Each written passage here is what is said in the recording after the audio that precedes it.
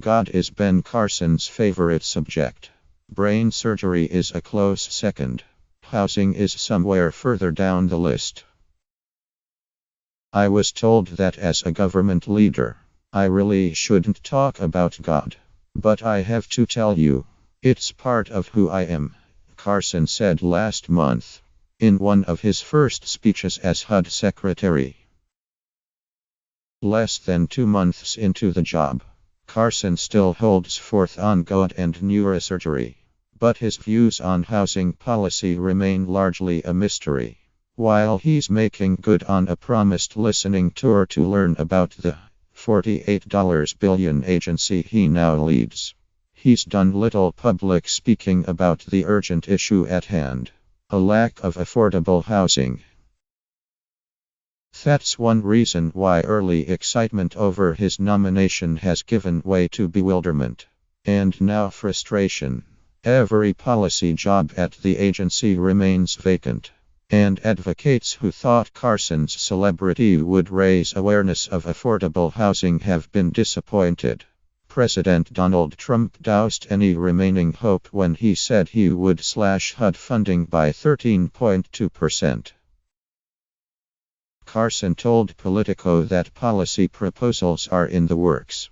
But in public appearances, the one-time presidential candidate is sticking to his stump speech staples. He prescribes godly principles as a cure for the country's political division, and praises housing advocates for putting God's love into action.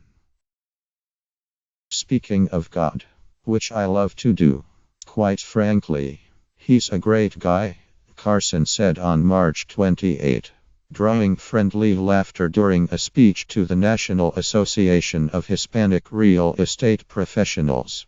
We should be grateful that God gave us variety. But you know what he didn't give us variety in? The brain. With that, the secretary, an acclaimed pediatric neurosurgeon, was off and running to his other favorite subject. Housing experts brought on stage to analyze his remarks were flummoxed.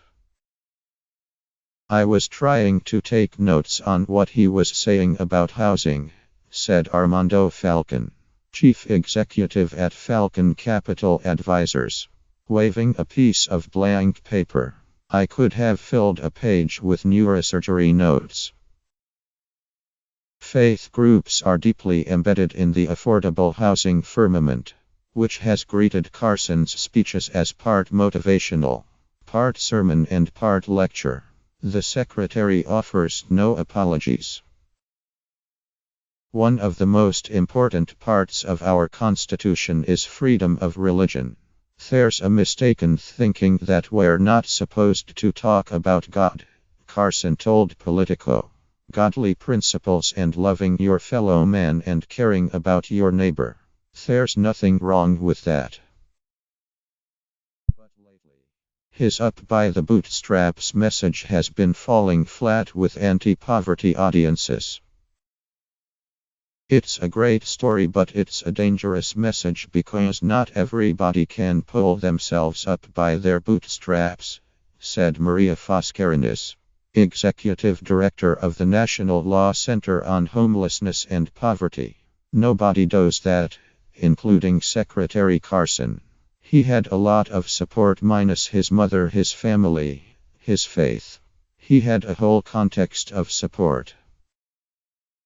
So when the secretary got stuck in an elevator while touring a Miami housing project on April 12, Twitter was ruthless and late-night TV had its fun. Carson's allies spun a good-natured silver lining. At least all those millennials watching Jimmy Kimmel now know that the secretary is on a listening tour.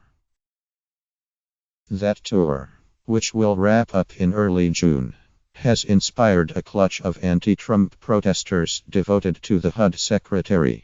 Carson Watch, launched with $75,000 in seed money, will highlight the secretary's lack of experience and the agency's threatened budget cuts. The group calls the listening tour fake. It's been mostly an opportunity to do well-staged photo ops, said Guillermo Mayer, chief executive of Public Advocates, a civil rights group affiliated with Carson Watch. He's so far making empty promises that these cuts will be made up in the infrastructure bill. Show me the language and the votes. Carson said that while housing will be part of Trump's infrastructure bill, that legislation won't fill funding gaps at HUD.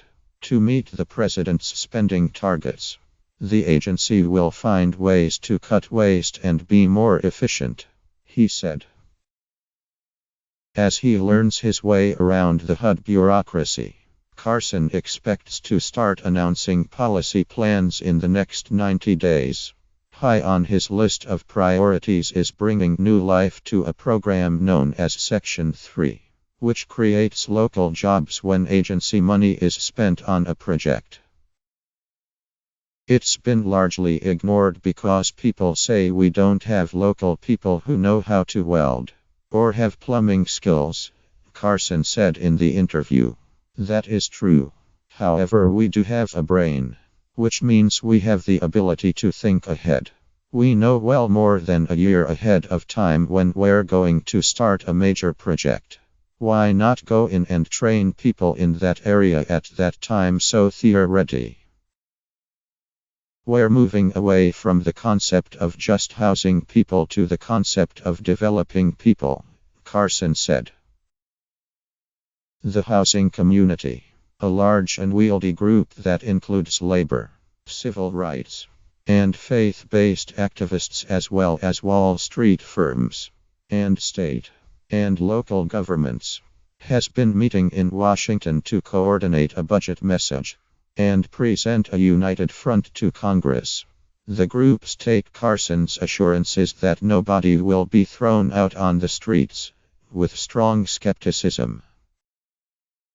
He has a deep well of compassion, that's very clear when you meet him. The question remains if that translates into understanding the magnitude of what he's overseeing and the depth of the need, said Shola Olatoy, chief executive officer of the New York City Housing Authority. Yes, people should work, and yes, health is important, but we haven't heard about the bricks and mortar. Already, some people are being denied housing aid in anticipation of budget cuts. Soon after Trump released his plan, some agencies stopped redistributing rental subsidy vouchers under Section 8, a HUD program with a waiting list of low-income households. Hundreds of thousands of families are on those lists, which have a median wait time of 18 months, according to the National Low-Income Housing Coalition. The fear is that, if the federal government cuts their funds, they might have to take a voucher away from someone, said Seamus Roller, executive director of the National Housing Law Project. There are a lot of people on that waiting list who aren't going to get vouchers. Carson is taking a holistic view and plans to work with other agencies. He's a strong advocate for education, job training, criminal sentencing reform, and building human capital. Everybody is either going to become part of the engine or part of the load, Carson said at an April 3 meeting of the National Low-Income Housing Coalition. We as a nation can go a lot further and a lot faster if a lot more people are part of the engine. The message echoes one that forced House Speaker Paul Ryan to retreat years ago. Even Paul Ryan had to move off his makers and takers frame, said Chris Estes, president of the National Housing Conference. You have a lot of people working full-time and they don't make enough money. That's non-debatable. It doesn't matter how much faith in God you have. That's not the fix. Brendan Cheney contributed to this report.